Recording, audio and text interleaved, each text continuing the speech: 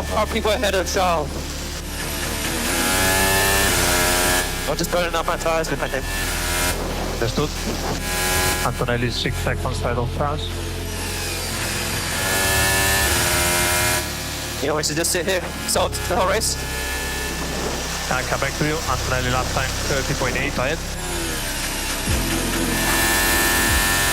Wanna keep the DRS to Charles. Go ahead like this. It's behind 1.5. You guys, this is not good teamwork, that's all I'm gonna say.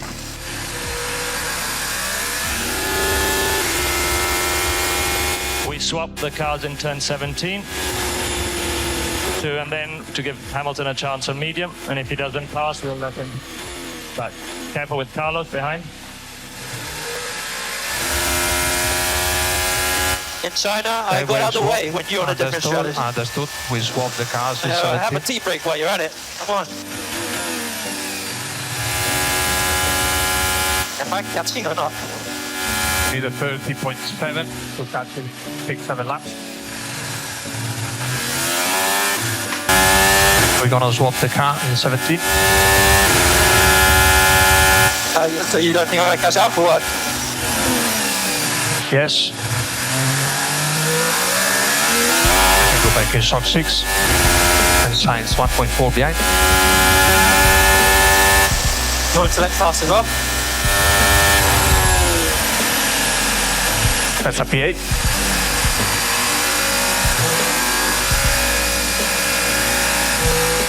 Have you ever wondered how serious a communication error in Formula One can be? Well, in the Miami 2025 GP, Ferrari not only committed one. He multiplied it live before millions of spectators, dragging Hamilton and Leclerc in an entanglement of confusing orders, inexplicable silences, and late decisions that could cost the Italian team very expensive. How is it possible that one of the most historical teams of motor racing has lost control of its radio strategy?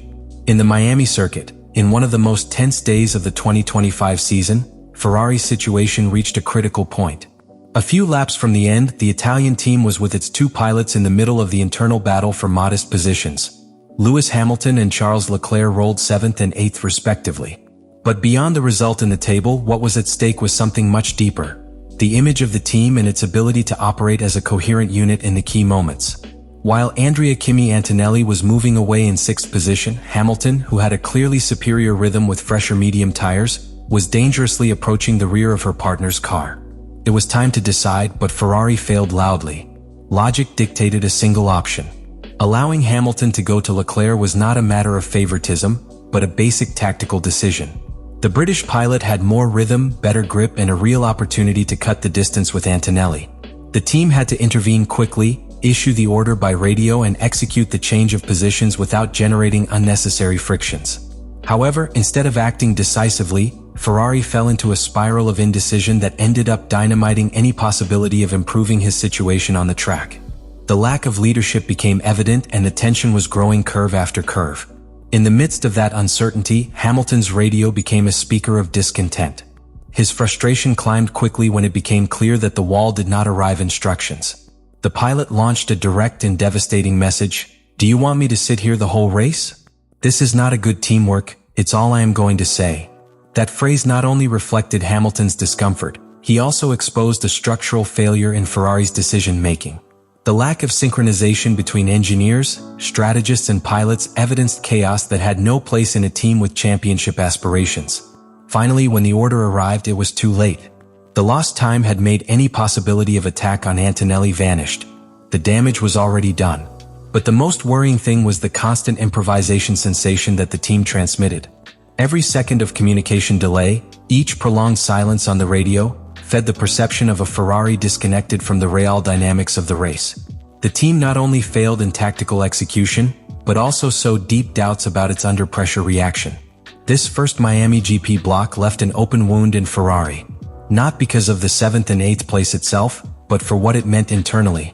In a category where each decision counts, the margin of error is minimal and Ferrari exceeded it.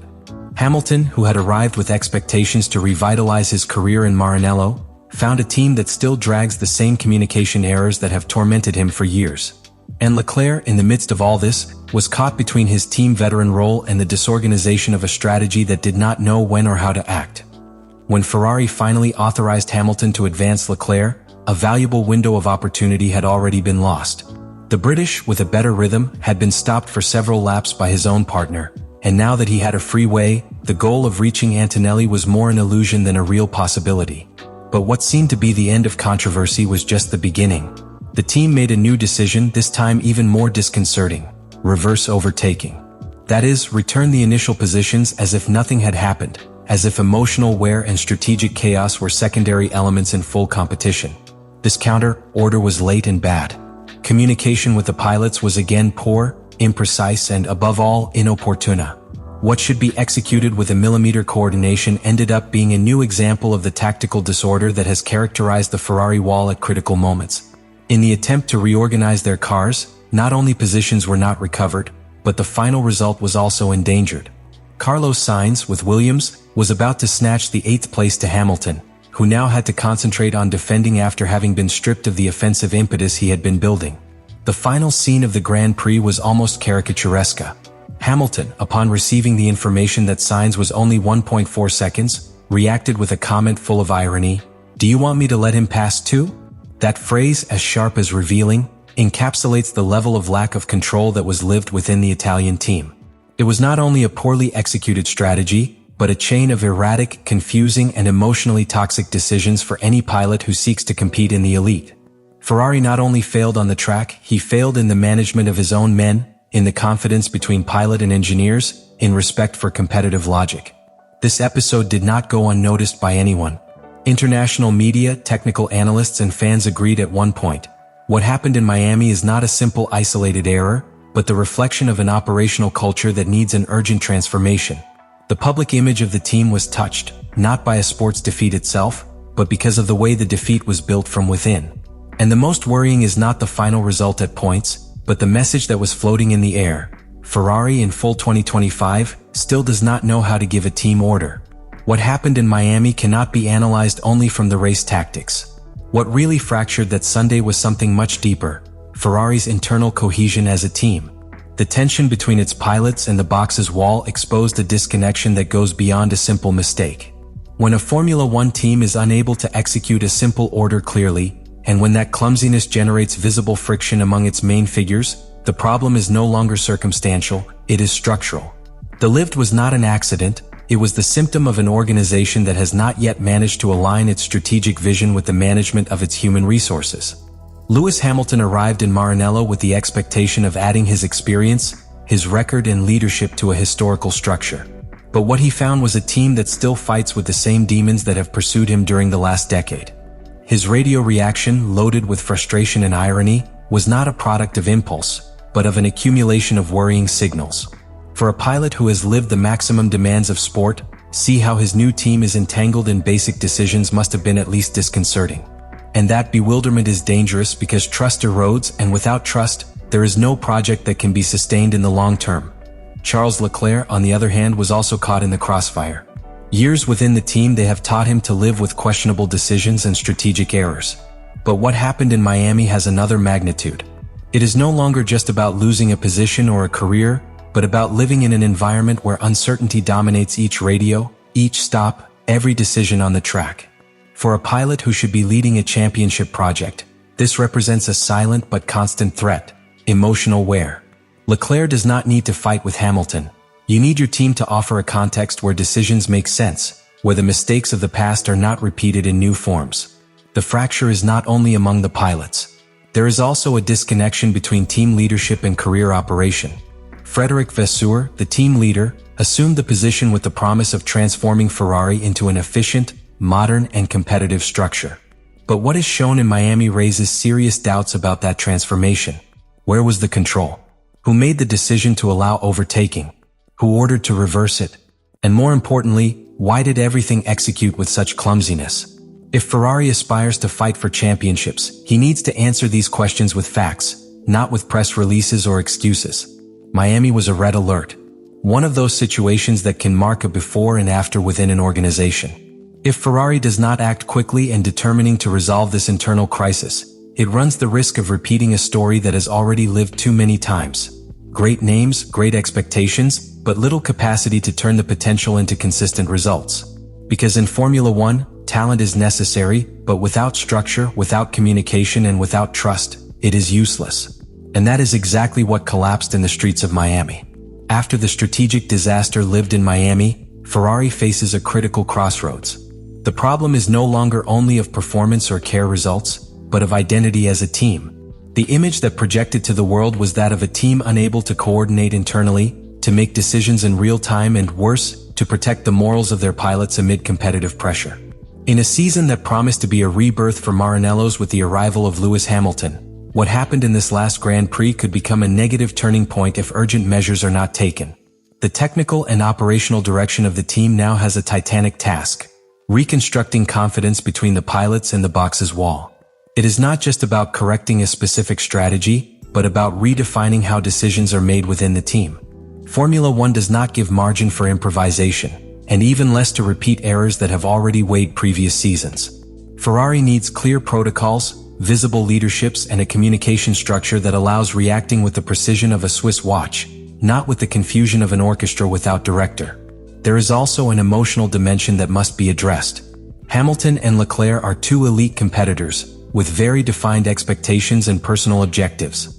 If the team fails to establish a functional hierarchy or at least a solid base of mutual collaboration, internal tension could climb. And that tension not only affects the individual performance of the pilots, but also deteriorates the general environment of the team. The best teams in the world not only earn races for having faster cars, but because they manage to harmonize egos, pressure, and ambition in the same direction. In Miami, Ferrari showed that it is not yet at that level. In the face of the next races, Ferrari must demonstrate not with words, but with concrete actions, which has learned the lesson. Tactical decisions must be more agile, clearer equipment orders, and impeccable track execution. Because if something was clear in Miami, it is that the mistakes of this caliber not only cost positions, but they wear reputations and destroy the narrative of a winning project. What is at stake is not just a podium, it is the very future of the 2025 season for the Scuderia. What happened in the Miami Grand Prix leaves many more questions than answers. How is it possible that a team with the resources, the history and talent of Ferrari claims basic management errors and found career? What implications does this have for the rest of the season? And how does it impact the relationship between its pilots, especially in a year where the results is maximum? This episode is not just a stumbling block. It is a warning about internal weaknesses that could define the destination of the team in 2025. Now we want to know your opinion. Do you think Ferrari needs to establish a clear hierarchy between Hamilton and Leclerc to avoid future conflicts? Or should they allow both to compete freely and focus only on improving the operation from the wall? Share your analysis in the comments. Your vision can open the debate that Ferrari should be having inside doors. And if you are interested that we develop thoroughly how other shields are managing their equipment orders, or if you want a complete technical analysis of the SF25 and its weaknesses and strategy, leave it written.